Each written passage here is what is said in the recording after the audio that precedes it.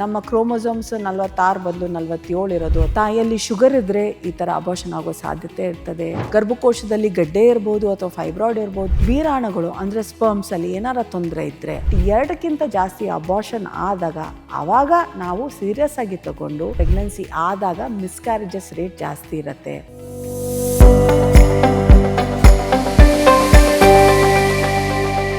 Hi, ನಾನು doctor Rashmi T N, medical director of Garbhagriha health centre, Kanakapura road. ನಾನು gynaecologist, obstetrician, laparoscopic surgeon ಮತ್ತು infertility specialist.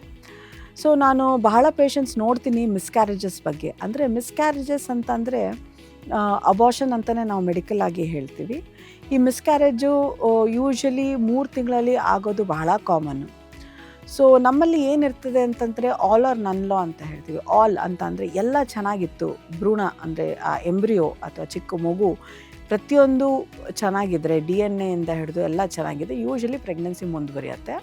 But ಕೆಲವೊಮ್ಮೆ ಅದರಲ್ಲಿ ಏನಾರ ಪ್ರಾಬ್ಲಮ್ ಇತ್ತು ಅಂದರೆ ನಮ್ಮ ಕ್ರೋಮೋಸೋಮ್ಸ್ 46 ಬದಲು 47 ಇರೋದು ಅಥವಾ 45 ಇರೋದು, ಆವಾಗ ಏನಾರ ಆಯಿತು ಅಂದ್ರೇನು ತಾನಾಗೆ ತಾನೇ ಪ್ರಕೃತಿ ನಿಯಮ ಪ್ರಕಾರ ಅಬೋಷನ್ ಆಗ್ತದೆ. ಅಂದರೆ ಹಾರ್ಟ್ ಬೀಟ್ ಬಂದು ನಿಲ್ಲುವ ಚಾನ್ಸಸ್ ಇರ್ತದೆ. ಇದು ಒಂದು ರೀಸನ್ ಆಯಿತು ಅಂದರೆ ತಾಯಿ ಕಡೆಯಿಂದನೂ ಕೆಲವೊಂದು ರೀಸನ್ಸ್ ಆಗ್ಬೋದು. ತಾಯಿಯಲ್ಲಿ ಶುಗರ್ ಇದ್ದರೆ ಈ ಥರ ಅಬೋಷನ್ ಆಗೋ ಸಾಧ್ಯತೆ ಇರ್ತದೆ. ಅಥವಾ ಆಟೋ ಇಮ್ಯೂನ್ ಅಂದರೆ ತಾಯಿ ತನ್ನ ಗರ್ಭದೊಳಗಡೆ ಇರುವ ಮಗುವನ್ನು ಬೆಳೆಯೋದಕ್ಕೆ ಬಿಡದೇ ಇರುವ ಕೆಮಿಕಲ್ಸು ಅಥವಾ ಆ ಸಬ್ಸ್ಟೆನ್ಸನ್ನ ರಿಲೀಸ್ ಮಾಡಿ ಪ್ರೆಗ್ನೆನ್ಸಿನ ಹೊರಗಡೆ ಹಾಕುವ ಚಾನ್ಸಸ್ ಇರಬಹುದು. ಇಲ್ಲ ಅಂತ ಅಂದರೆ ಗರ್ಭಕೋಶದಲ್ಲಿ ಗಡ್ಡೆ ಇರ್ಬೋದು ಅಥವಾ ಫೈಬ್ರಾಯ್ಡ್ ಇರ್ಬೋದು, ಅದರಿಂದನೂ ಅಬೋಷನ್ ಆಗುವ ಚಾನ್ಸಸ್ ಇರಬಹುದು.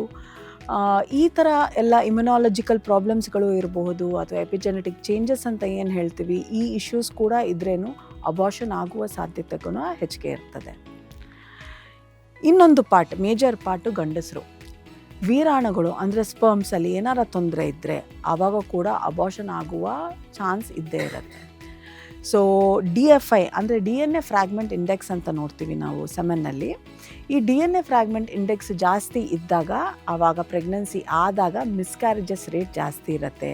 ಅಥವಾ ಸ್ಪರ್ಮಲ್ಲಿ ತೊಂದರೆ ಇದ್ದರೆ ಕೂಡ ಮಿಸ್ಕ್ಯಾರೇಜ್ ರೇಟ್ ಜಾಸ್ತಿ ಇರ್ತದೆ. ಸೊ ಹಾಗಾಗಿ ಒಂದು ಅಬೋಷನ್ ಅಂತ ಅಂದರೆ ತುಂಬ ಸಿಂಪಲ್ ಅಂತ ಅಲ್ಲ. ಅದು ಭ್ರೂಣದ ಪ್ರಾಬ್ಲಮ್ ಆಗಿರ್ಬೋದು, ಇಲ್ಲ ಗರ್ಭಕೋಶದ ತೊಂದರೆ ಆಗಿರ್ಬೋದು, ಇಲ್ಲ ಅದು ವೀರಾಣುಗಳು ಅಂದರೆ ಸ್ಪರ್ಮ್ಸ್ನ ತೊಂದರೆಗಳೂ ಆಗಿರ್ಬೋದು. ಸೊ ಈ 3 ನೋಡಿಕೊಂಡು ನಾವು ಟ್ರೀಟ್ಮೆಂಟನ್ನು ಕೊಟ್ಟಾಗ ಮತ್ತೆ ಈ ಥರ ಅಬೋಷನ್ ಆಗುವ ಸಾಧ್ಯತೆ ಕಮ್ಮಿ ಆಗುತ್ತೆ. ಬಟ್ ಅಬೋಷನ್ ಅನ್ನೋದು ಅಷ್ಟು ತುಂಬ ರೇರ್ ಅಂತ ಹೇಳೋಕ್ಕಾಗೋದಿಲ್ಲ. It is quite common. So ನಾರ್ಮಲಾಗಿ ನಾವೇನು ಮಾಡ್ತೀವಿ, ಒಂದು ಸತಿ ಏನಾರ ಅಬೋಷನ್ ಆದರೆ ನಾವು ಯಾವುದೇ ಥರ ಟೆಸ್ಟಿಂಗ್ ಮಾಡೋದಿಲ್ಲ. Usually 90% of the time second time pregnancy ತಾನಾಗೆ ತಾನೇ ಚೆನ್ನಾಗಿ ಬರ್ತದೆ. ಬಟ್ 2ಕ್ಕಿಂತ ಜಾಸ್ತಿ ಅಬೋಷನ್ ಆದಾಗ ಆವಾಗ ನಾವು ಸೀರಿಯಸ್ ಆಗಿ ತಗೊಂಡು ಎಲ್ಲಿ ಪ್ರಾಬ್ಲಮ್ ಆಗ್ತಿದೆ, ಇದು ಭ್ರೂಣದ ತೊಂದರೆ ಆಗ್ತಿದೆಯಾ, ಇಲ್ಲ ಗರ್ಭಕೋಶದಿಂದ ತೊಂದರೆ ಆಗ್ತಿದೆಯಾ, ಇಲ್ಲ ಇದು ಸ್ಪರ್ಮ್ಸಿನ ತೊಂದರೆ ಆಗ್ತಿದೆಯಾ ಅಂತ ನಾವು ಪರೀಕ್ಷೆ ಮಾಡಿ ನೋಡಿ ಅದರ ಪ್ರಕಾರ ಟ್ರೀಟ್ಮೆಂಟ್ ಕೊಟ್ಟು ಪ್ರೆಗ್ನೆನ್ಸಿಯಲ್ಲಿ ಕೇರ್ ಕೊಟ್ಟಾಗ usually we should succeed by going through a healthy pregnancy. So I hope this video was helpful to you. Latest ಹಾಗೂ ಇಂಟ್ರೆಸ್ಟಿಂಗ್ ಸುದ್ದಿಗಳಿಗಾಗಿ ಬಾಸ್ ಟಿವಿ ಕನ್ನಡ ಚಾನೆಲ್ನ ಸಬ್ಸ್ಕ್ರೈಬ್ ಮಾಡಿ.